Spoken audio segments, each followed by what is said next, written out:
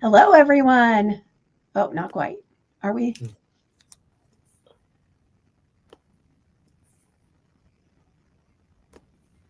Are we live? Here we go.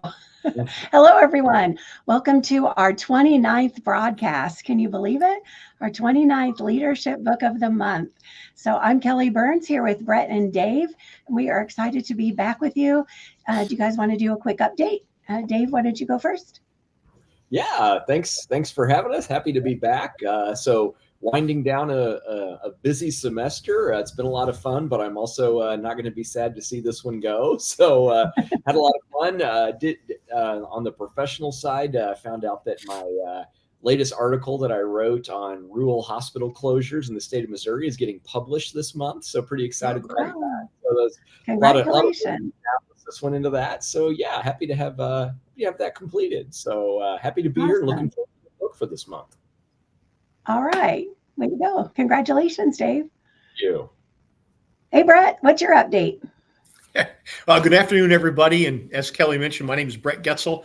I work in the food service sector, and I always like to say I'm providing solutions to local and national chain accounts, but really, really excited to be in that space. Been in a long time. As I was putting my notes together, I was originally prepared to say that I have a passion for leadership and then personal development. I thought, we always quote Jack Welch, and he said, well, you're not really a leader until you start to focus on your team and less on yourself. So let's just say I've got a passion for personal development and developing our team. So we'll cover both of those. As far as my update goes, wow, what a month.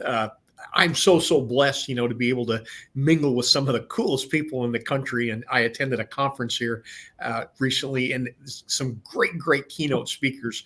I always like to think, we get sheltered into our work, into our job, into our day-to-day, and we just don't get to travel. We don't get to interact. And I'm so blessed to have these opportunities. And recently was at one.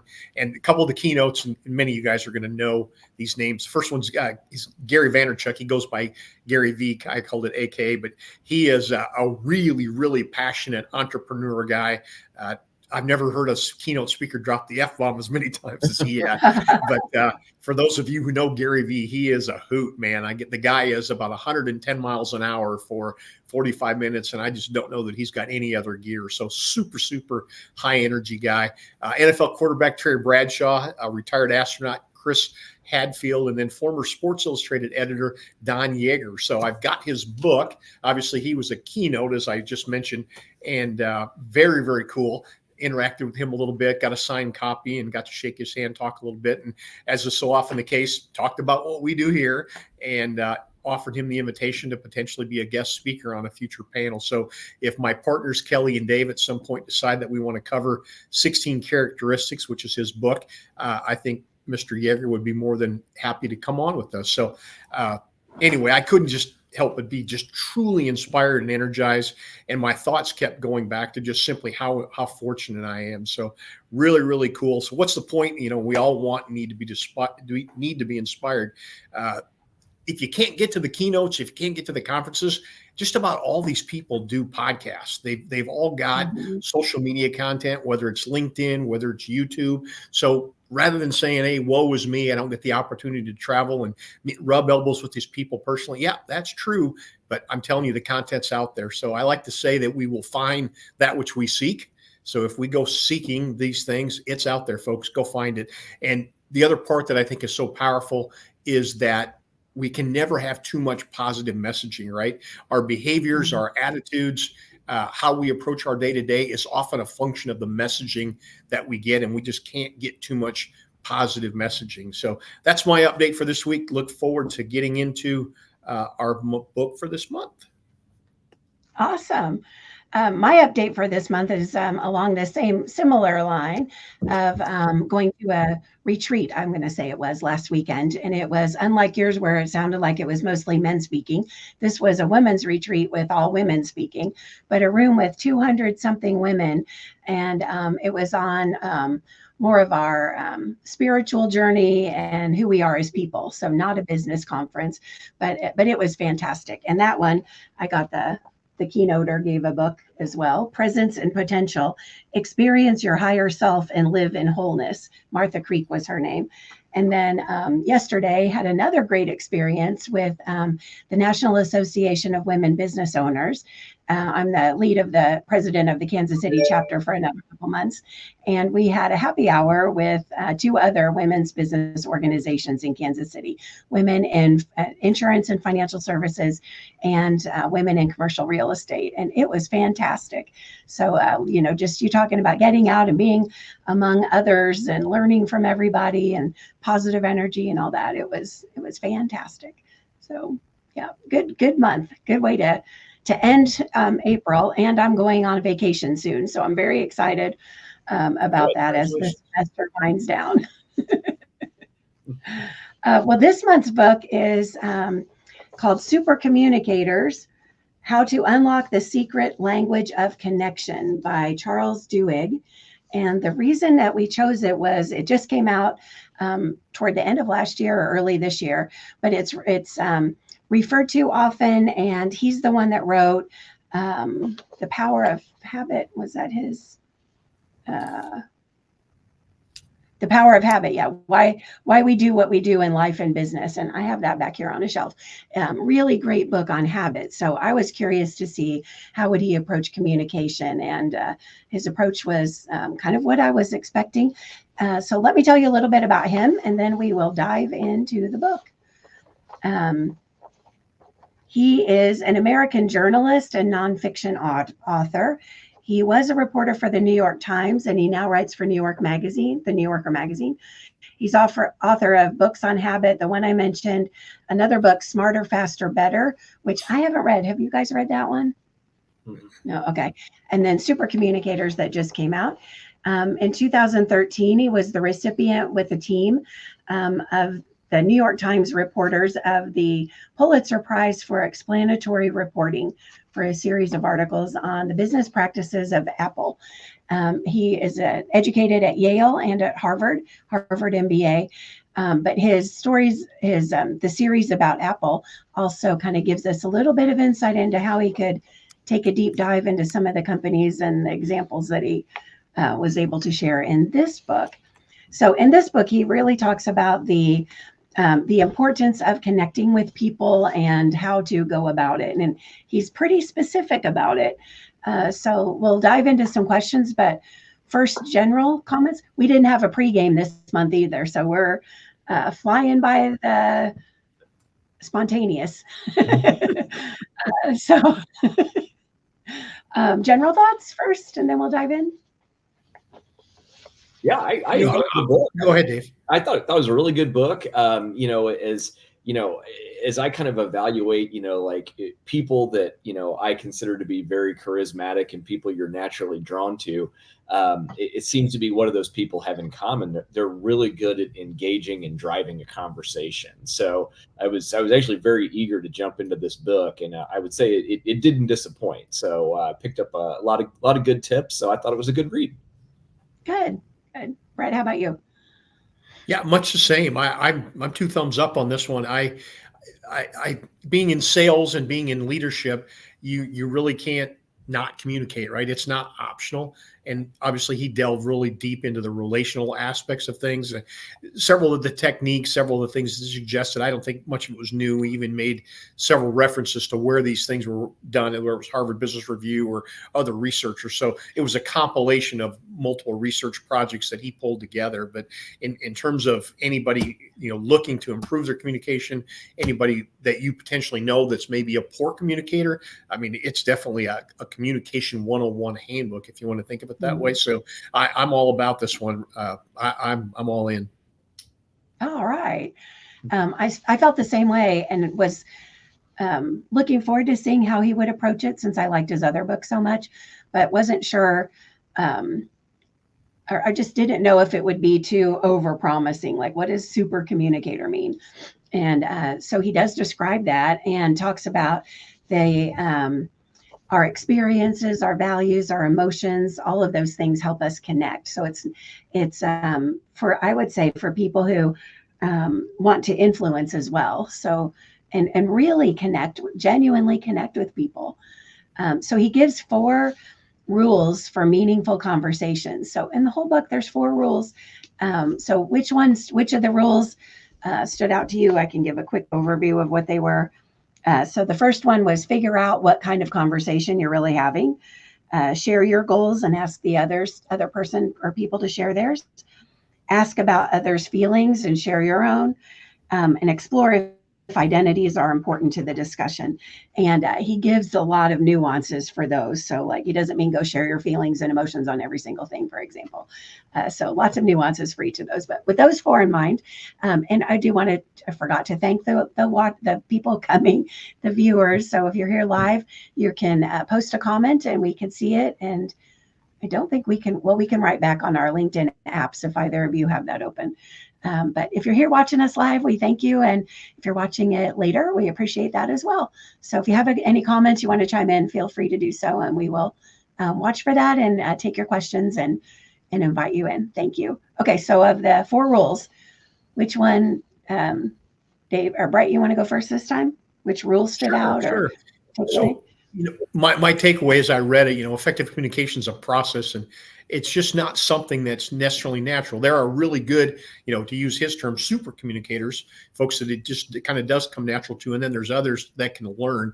And as I read the book and went through the content, I kept thinking of all the different people I engage with, both how I communicate, where I have room for improvement, but then others to say, okay, where do they have room to communicate? So as I looked at the rules, right, the first one was pay attention. And as I read that, there's a section there where he says, do you want to be helped, hugged, or heard?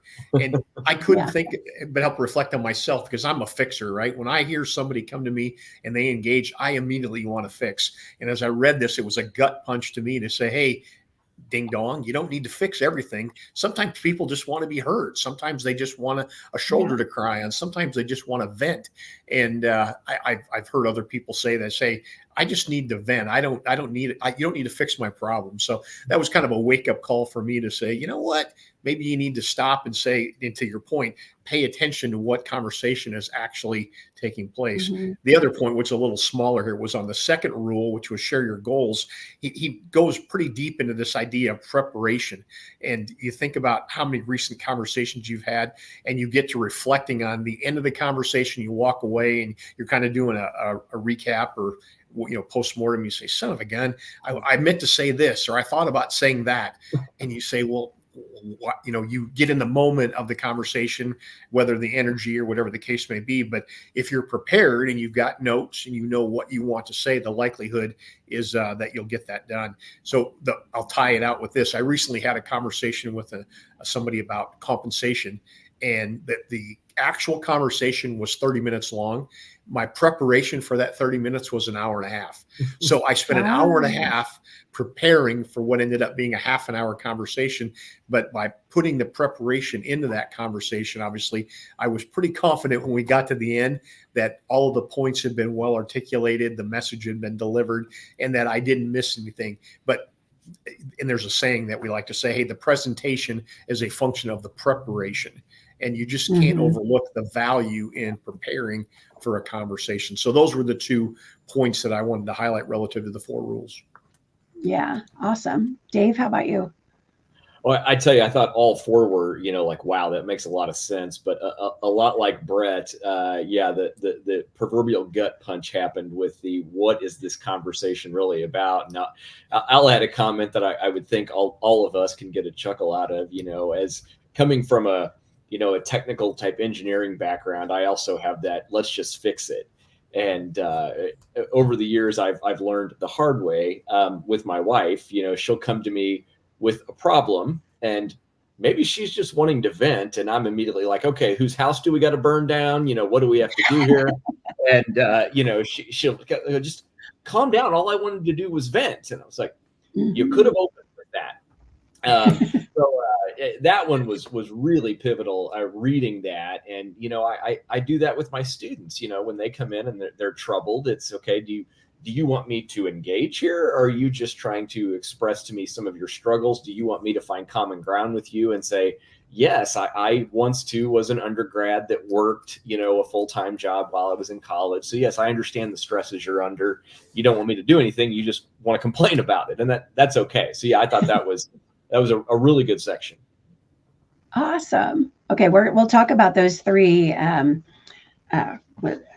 help, hear, or help, hug, or hear. We'll talk about those in just a second. The rule that that hit me the most as a gut punch was the fourth one, exploring if identities are important. And I don't often think like that on the day-to-day and in regular conversations. So he talked, as Bret mentioned, about preparation. And so preparing for regular conversations too, not just for the hard ones or for conflicts or a formal meeting. So thinking just even quickly about those 4 rules and how they apply to that conversation. I think that will make me a better listener and better communicator, and hopefully, connect better with people.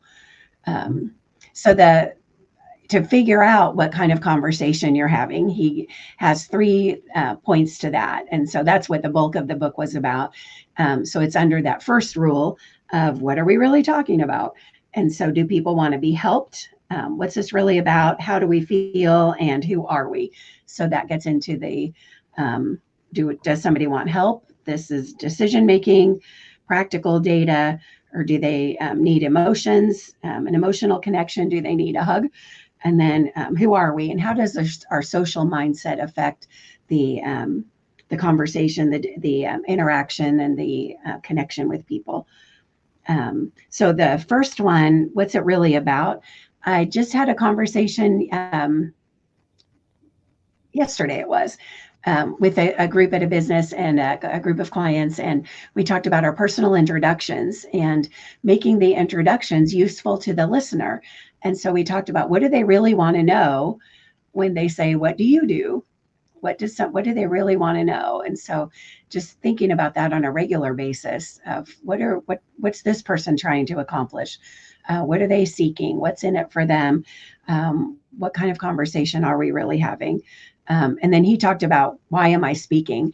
And hey, shout out to Arlo at VML, because that's one of the things we talked about in our negotiation class recently was WAIT, WAIT. Why am I talking?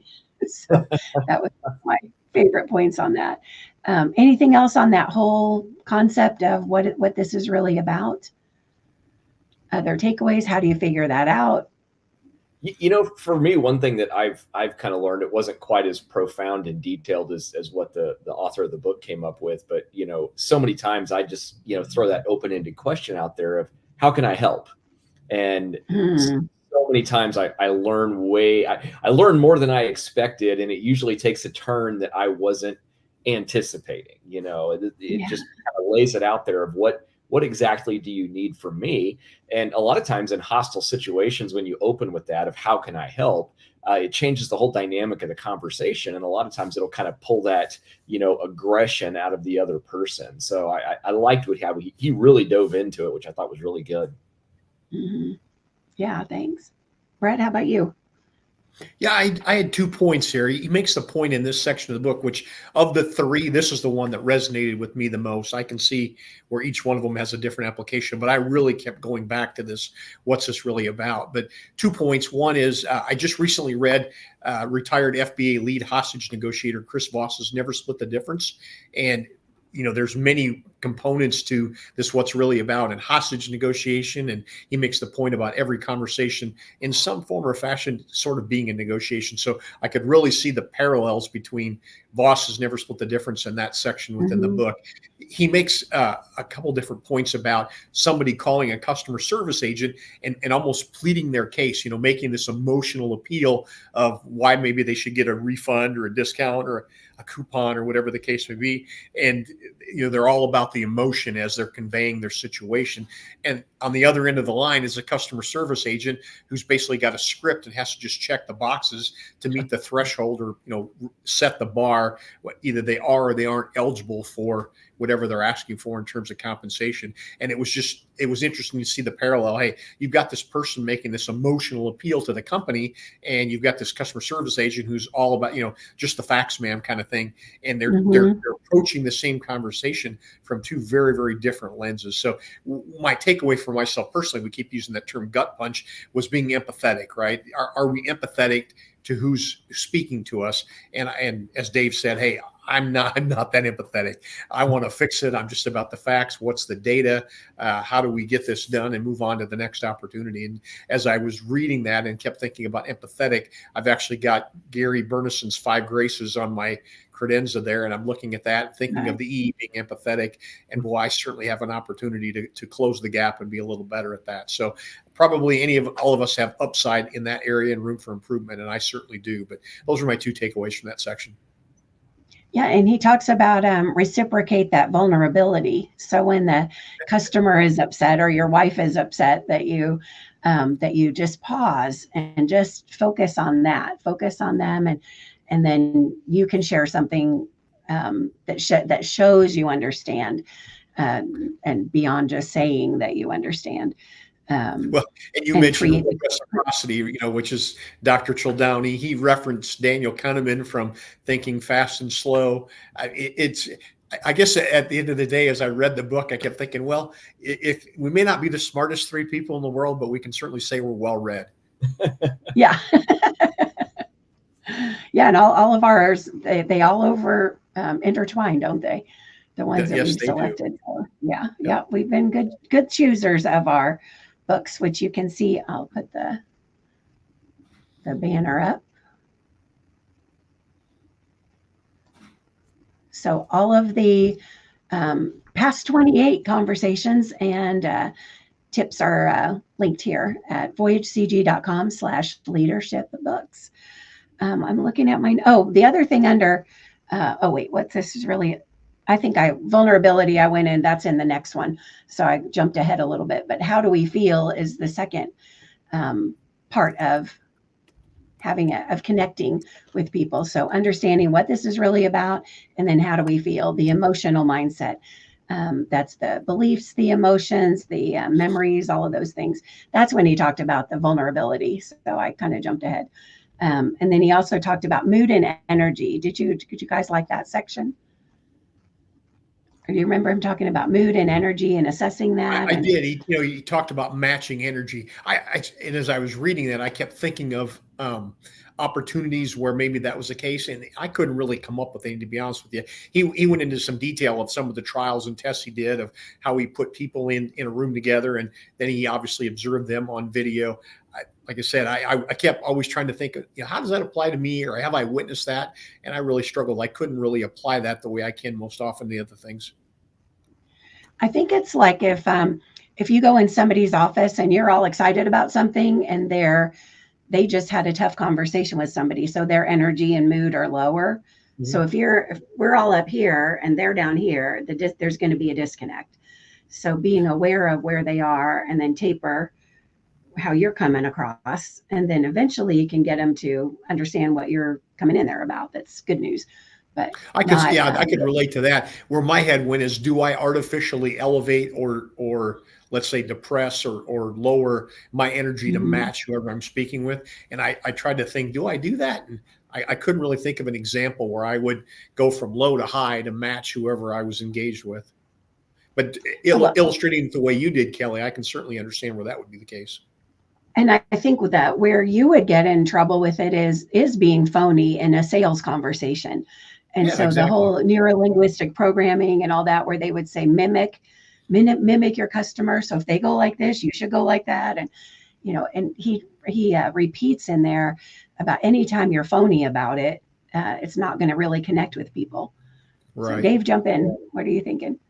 Yeah, what I kind of went back to when he's talking about mood and energy was, I remember, as a grad student, years ago, like, most of us, we're working adults when we step back into the classroom. And I'll never forget a class I took where this guy walks in, he's 10 minutes late, he throws the book down on the desk. We had all worked all day, so we're already tired, and here we've got to be on point for 3 hours listening to this guy. He tosses the book on the desk, he takes a deep breath, and he goes, I didn't even want to teach this class, so here we go. And he writes his name on the board. And, for 8 weeks, it didn't get any better. This guy came in with the same depressive energy every single Wednesday night for 8 weeks. And by the time we got out of class, we were exhausted. We were mentally drained. I came home in a bad mood.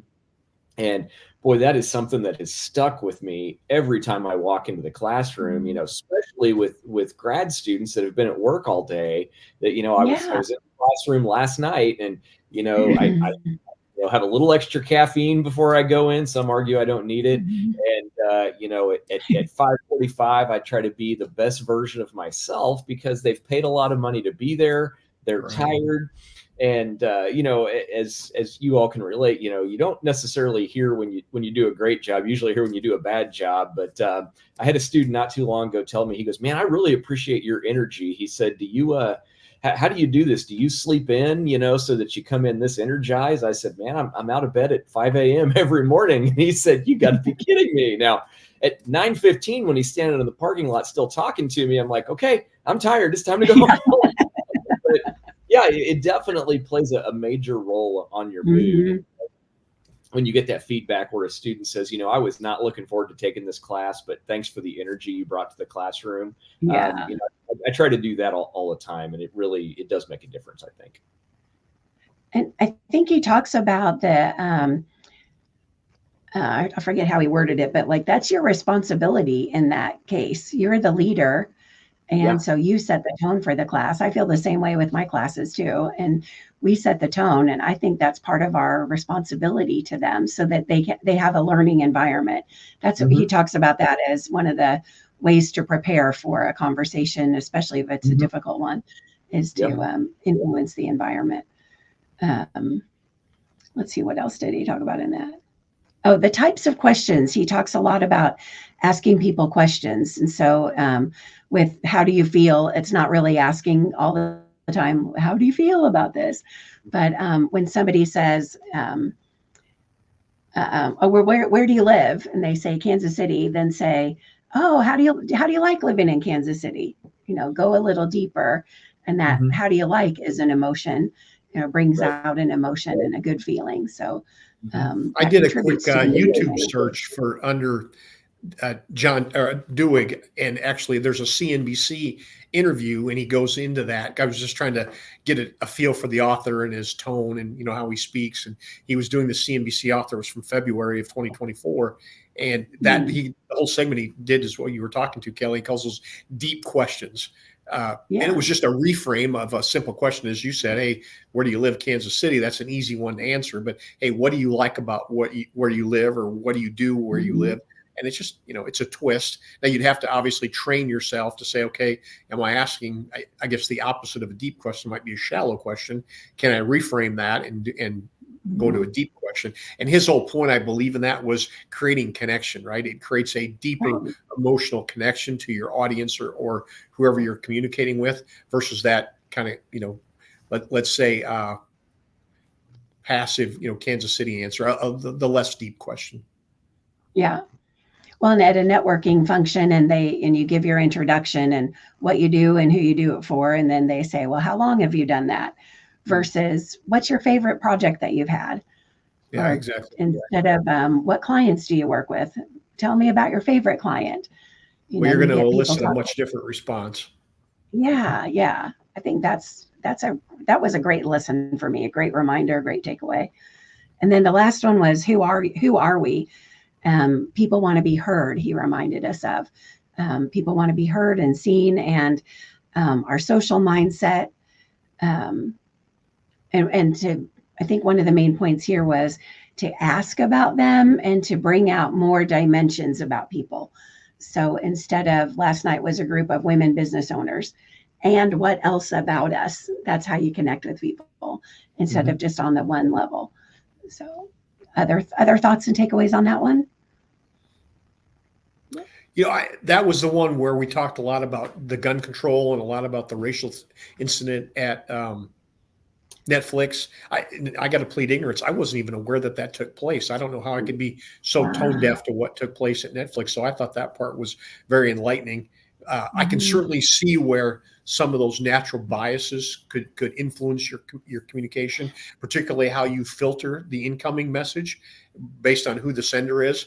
And I don't know that it would cause me to actually change my delivery, but it would certainly make me sensitive to the messaging that I'm getting based on who I'm interacting with. Yeah, I think that was kind of the point. Yeah, go ahead, Dave.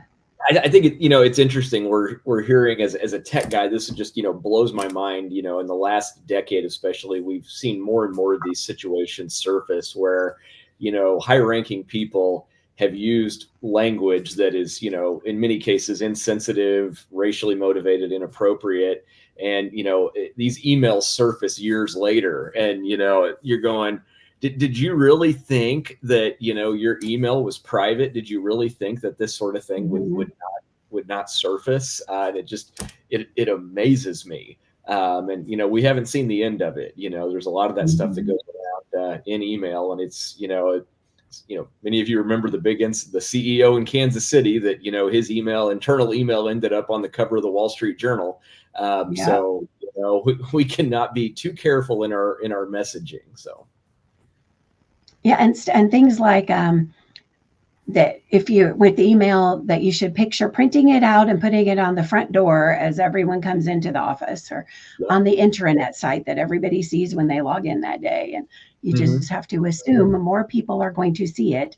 And when you exit a company, they still have all your emails, and they go to the person who took your job. To the next person will be going through your emails. So paying attention to that. But I was going to say every week, probably at least twice a month, I do hear stories about, because I work in the company culture space. So I'll hear stories about people's behavior. And sometimes I question, like, really, in 2024? Like, there's classes on that everyone goes to. But yeah, the missing out on that, or missing the message of that, there are ramifications for that. Well, you always wonder if that was just a social faux pas, or if that's truly who that person is. I don't know. As you pointed out, in this day and age, it's hard to believe that those things still do take place. I mean, it isn't as if these people haven't been coached or trained or seen other examples of misguided behavior. There's certainly plenty of them out there. So it really calls into question the overall judgment for that particular individual. And then if there's a pattern in the company. So it could be one individual did something once or twice, but then if their boss has done it, or their other people the company doesn't really do much about it. That's an indicator of the culture and their values and what they really think about people. So you can have the fancy values posted all over the place, but the truth is really in how you act and what you allow. So the other part under the who we are is he talked a lot about how to have difficult conversations with people. And as Bret mentioned, there was a racial word used at Netflix. Was not a racial incident, I was going to say, just a word used. But then other examples too. And so, so did you have any takeaways about how to have hard conversations? Because I do know a lot of leaders just don't have them. They just hope that the person ends up leaving or the person gets over it. So they don't end up having them at all. So takeaways from that part? Yeah. So when, it was kind of funny when I was corporate, one thing that they made every person that had direct reports do was go through a workshop that was based on the book Crucial Conversations. So to try to teach everybody how to have these crucial conversations. And what was funny was, I think the vision of, HR was that every manager would be highly skilled in how to have a crucial conversation and use the framework from the book. They gave, when you went to the class, it was a 2-day deal. Everyone was given the flashcards in the book, and we did all this role play. And a year later, what was hilarious was they did a survey and they asked all of the managers, myself included, show me the framework from the book. And not a one of us could do it. None of us could recite even part of the framework. However, what most of us would do when we had to have a hard conversation to kind of like break that ice, we would walk into the conversation and say, okay, we have to have a crucial conversation. And if you were conversing with another manager, then they would immediately look at you and go, okay, here it comes. We're going to have a hard conversation. So, senior leadership viewed it as a colossal failure that they spent all this money to put everybody through this training. And I said, well, hold on. I said, yeah, you didn't get what you wanted out of it, but what you did get was a leadership team that was a little more sensitive and a little bit better trained on how to have these conversations. And overall, I feel like we did get better at it. We didn't go about it the way they wanted, but the point I made was, hey, this is one book, and we've read 28 since we started this, and there has not been a single book I have read in this series where I went, I agree with every single thing this book says, I'm going to lay down my life on it. No, we take bits and pieces out of each one and say, this is really good, this wasn't so good. And that was another one of those things. So yeah, I think we just put it in our toolkit to kind of help us be better. So I love that. And I think that was a success for that company. Yeah. Because you got better at it and you use the language. So being able to walk in and just say, hey, we need to have a crucial conversation that lets the person know. I think that's a great win. Yeah, fantastic. Bret, thoughts on the difficult conversations? Yeah, I had 2 points here. The hard conversations, as we talked about, by definition, they're hard, right? And there's that saying that unlike wine, hard conversations, bad news doesn't get better with time. So it's important that we obviously get to that as quickly as we possibly can. So the other point I wanted to make, and Duhigg does a good job of this, his first point under this, how to have hard conversations, is how will the conversation start? And I tied that back to my earlier comment about preparation. And it's always interesting to go into conversation and Dave kind of set it up there to say, hey, we're about to have a crucial conversation, right? Well, then at that point, your audience or whoever you're interacting with, they're probably on the defensive before the first words are even spoken.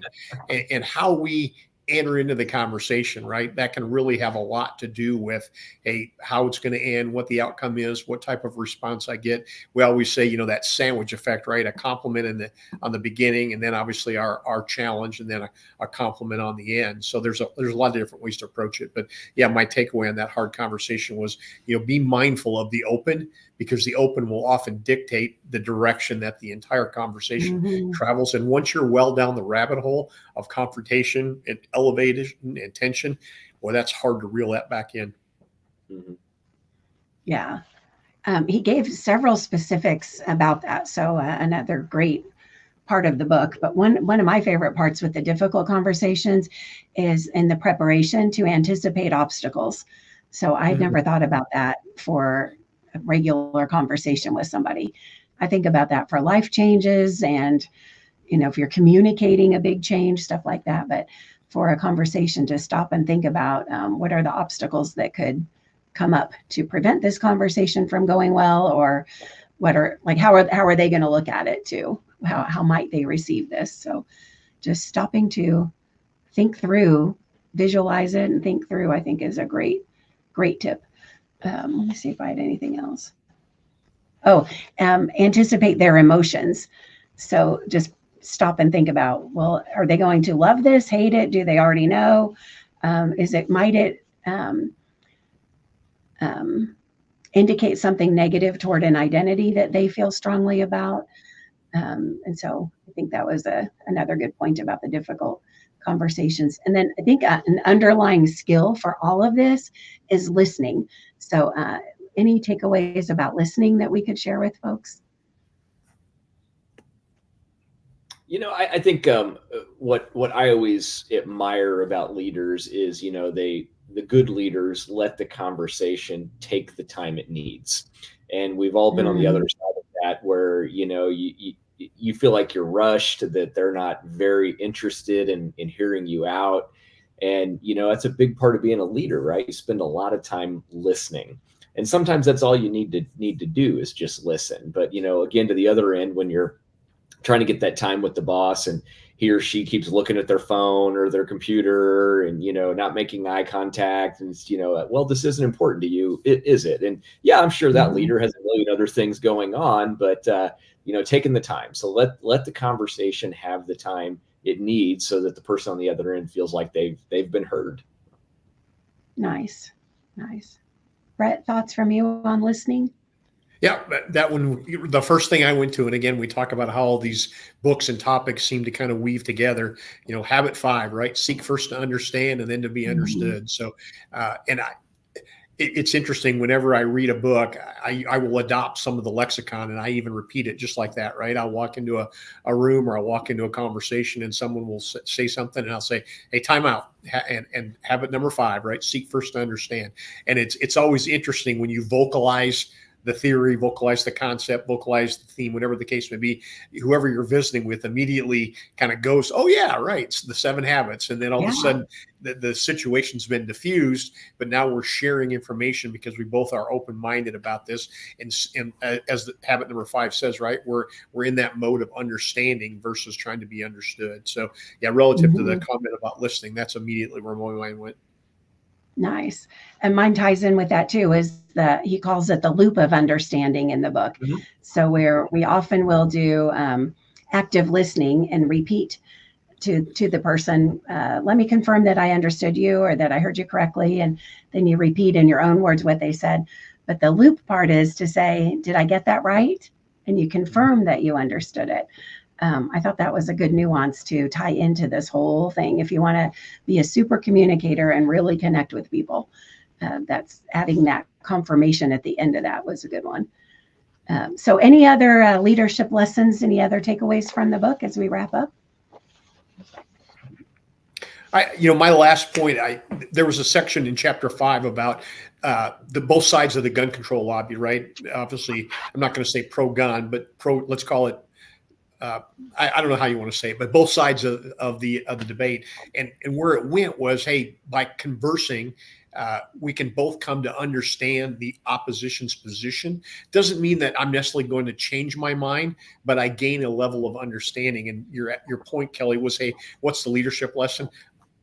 I'm guilty of going into most discussions with my point of view, with my opinion, and my mind largely made up. I will tell you, I'm guilty. I don't know if it's the alpha male dominant thing, a side of the brain, but very rarely do I enter into a conversation with a mindset of, you know what, I'm going to listen to the other party's opinion, their position, and leave my position open to potentially changing or adjusting. I can tell you, I don't do that, not nearly as well as I probably can or could or should. So that's my takeaway from the book, is to say, hey, as I move into discussions, whether they're negotiations or just simply conversations, rather than moving in with the attitude of I'm going to convince or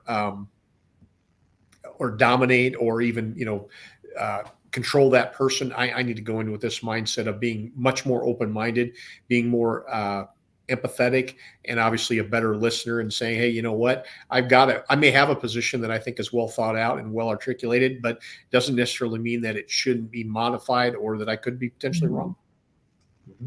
Yeah, and I think just taking just pause before the conversation to remember that, because I can feel like I can be so busy that I don't stop and think the way you just described, and so busy and just in a hurry to get things done. So then I can rush through. Dave, how about you? Other lessons on top of what we've talked about?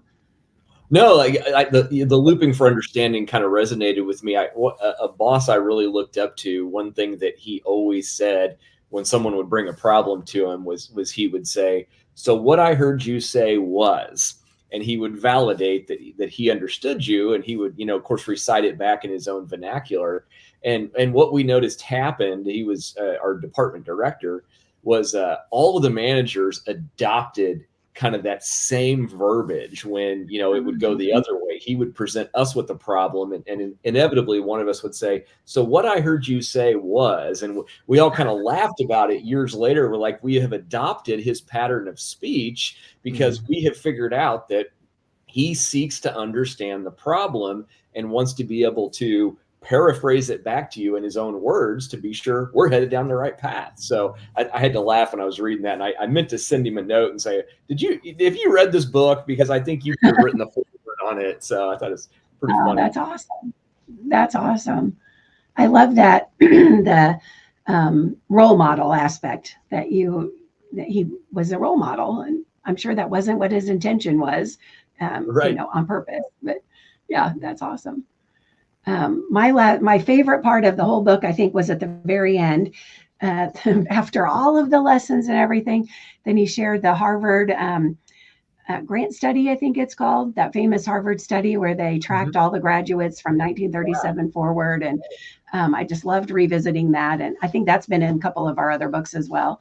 But in the end, the research says the people that were physically and mentally healthy at 80 were the ones who had fulfilling relationships at 50. And so the fulfilling relationships come from connections, genuine connections with people. So the more we have those in our lives and not overlook them because we're so busy. And so paying attention to that and the opportunity to connect with people that you work with on a daily basis or that you just see once a year at a meeting or something, and not missing that opportunity. And then at the very end, they summarize that research saying, it's all about the love. So I like that it's just life is all about the love.